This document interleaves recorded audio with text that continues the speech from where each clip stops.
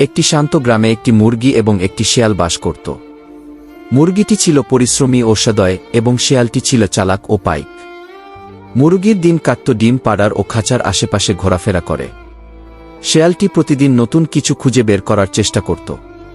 একদিন শেয়াল মুরগির খাঁচার কাছে এসে বলল, তুমি এত ভালোভাবে ডিম পাড়ো, তুমি নিশ্চয়ই অনেক সোনার ডিমও পাবে। কি মুরগি হাসি দিয়ে বলল, না, আমি শুধু ভালোভাবে কাজ করি, কিছু বিশেষ আশা করি না। কি শেয়াল তখন পরিকল্পনা করল। সে ভাবল, যদি আমি মুরগির ডিমগুলো চুরি করতে পারি তাহলে আমি অনেক ধনী হয়ে যাব। কি শেয়াল ধীরে ধীরে মুরগির বিশ্বাস অর্জন করতে শুরু করল।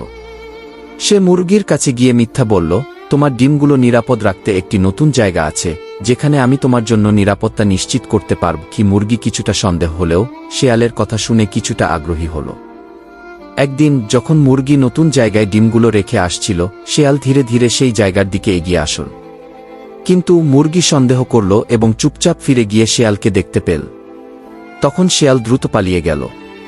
মুরগি শেয়ালের ষড়যন্ত্র বুঝতে পেরে আবারও সতর্ক হয়ে গেল।